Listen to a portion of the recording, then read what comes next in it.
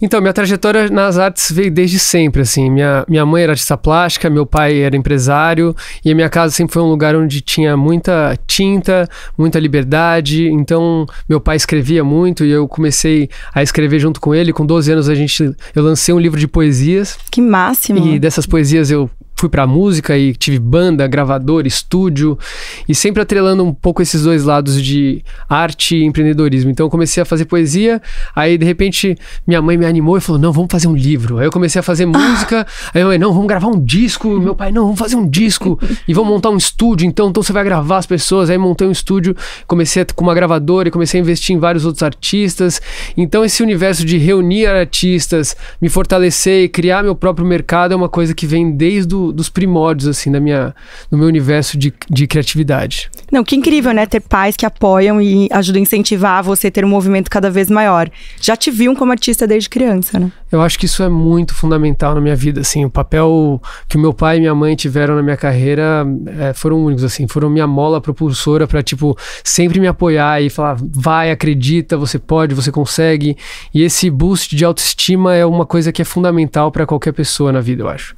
E se a gente não tem uma fonte externa, realmente a gente tem que buscar de dentro esse lugar, assim, de se alimentar dessa força para realmente conseguir inovar e ser disruptivo. Sim, e você é conhecido muito pelas suas fotos, né? Você tem uma preparação para fazer, tipo... Como que é essa parte criativa para você poder fazer um ensaio? Eu já fotografei com o Gabriel também.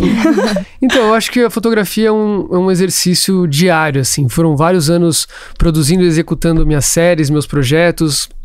E quando eu fiz a minha primeira exposição, eu já tinha praticamente 3 séries produzidas independentes. Então eu não expus a minha primeira série quando eu fiz em 2012, a minha primeira exposição individual, numa galeria e tal.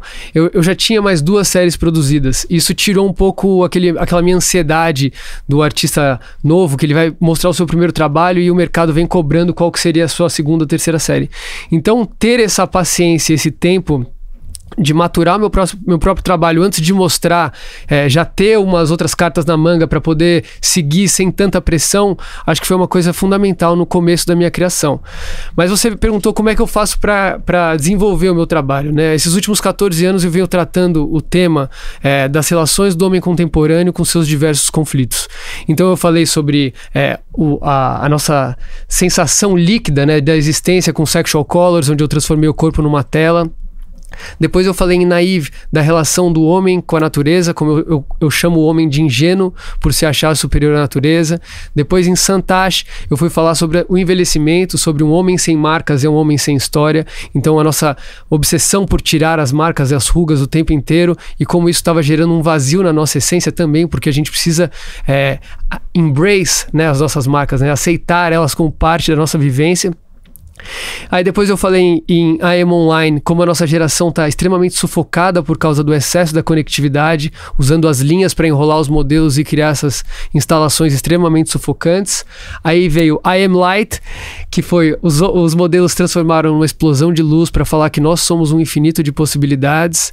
Depois veio Somos, que foi a minha série da pandemia, que foi meu último trabalho, que fala que nós somos um ecossistema interdependente de seres humanos e a gente precisa um do outro para fazer a nossa coexistência, para viver juntos em harmonia. Então a obra, ela é só separado pela letra M, que encontra um só do outro lado, e essa palavra é um palíndromo, que é lida de frente para trás e vice-versa.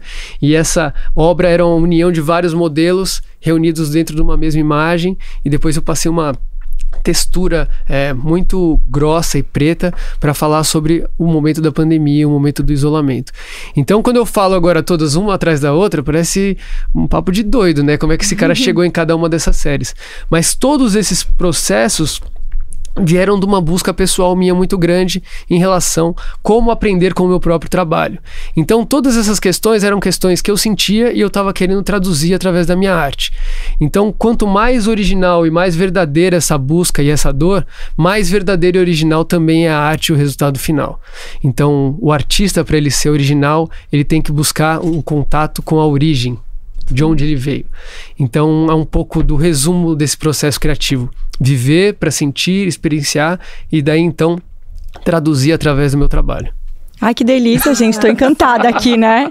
Vou deixar só o Gabriel falar. Fala.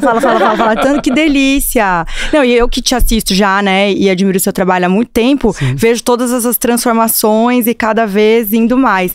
Até vou perguntar agora que o Gabriel tá empreendendo fora do Brasil, né? Que eu vi recentemente você em Londres. Como é que surgiu essa ideia de estar fora, de trazer sua arte para fora do Brasil? Qual foi o primeiro lugar que você pisou com a sua arte? Foi a minha primeira exposição internacional. Foi em Estocolmo em 2007, com a série dos brasileiros.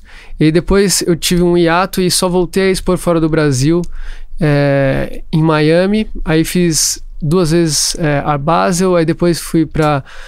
Em 2019 foi o meu ano com mais exposições fora do Brasil e foi onde começou realmente a minha vontade de expandir internacionalmente. Então em 2019 eu fiz Nova York, Londres, Lisboa, Paris, Dubai e fiz Miami a feira em dezembro. Então foi o ano mais corrido, né? Assim, de várias exposições em vários lugares. E finalizei esse ano no começo de 2020, o ano da pandemia, a abertura da minha exposição dentro do Museu de Arte Brasileira na FAP. Essa retrospectiva desses 14 anos que eu mostrei lá, tinham 270 obras, era uma exposição totalmente imersiva em 1.500 metros quadrados, então foi a minha primeira oportunidade de realmente fazer um mergulho em toda essa minha produção, cada uma com a sua sala separada, com a sua história podendo ser contada ali, com uma música do ambiente, com uma forma de apresentar as obras diferente para cada uma das séries. Então ali eu vi que o trabalho realmente tinha uma força por esse contato com a audiência, assim, eu senti que as pessoas realmente conseguiram entender como foi esse desenvolver de cada um desses trabalhos. Aí a gente teve o hiato da pandemia e nessa volta veio um grande projeto de expansão internacional com a Gabriel Wickbold Gallery, que é a minha galeria, que também me representa, para abrir a nossa primeira sede internacional em Londres. Então eu acabei de voltar, faz uma semana, acabei de abrir essa galeria em Londres, no Ham Yard Village. Estão todos convidados para visitar quando estiverem por lá no Soho, um espaço lindo, maravilhoso, do lado do Ham Yard Hotel, que tem uma área incrível ali de convivência, é um espacinho super arborizado no meio do Soho, assim, uma ilha no meio da loucura ali de Londres, e esse é um projeto de expansão internacional que contempla um pouco mais do que só Londres. Então a gente também está desenhando essa expansão para Lisboa, para Miami e 2 cidades no Brasil, que é Balneário Camboriú e Brasília. Então, não, só lugares maravilhosos. Esse é o ano faca na caveira da expansão do meu trabalho e do meu nome, assim. Isso porque desde enfim, todas as viagens, os lugares que a gente vai e aparece com o trabalho pela primeira vez, é muito doido porque como são temas da existência humana, né, todos esses conflitos que eu trato com as minhas séries são coisas globais, gerais, todos os seres humanos sentem, independente da cultura.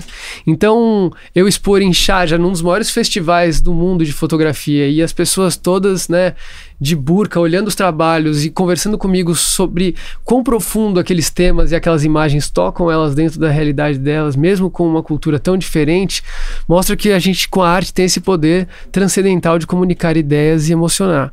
Então, o meu lado empreendedor não podia deixar para trás, né? A minha vontade de crescer e de continuar expandindo essa mensagem e entendendo a força dessa mensagem é de não parar mais. Mas a gente fica louco com o processo, porque não é fácil. Eu ia falar agora.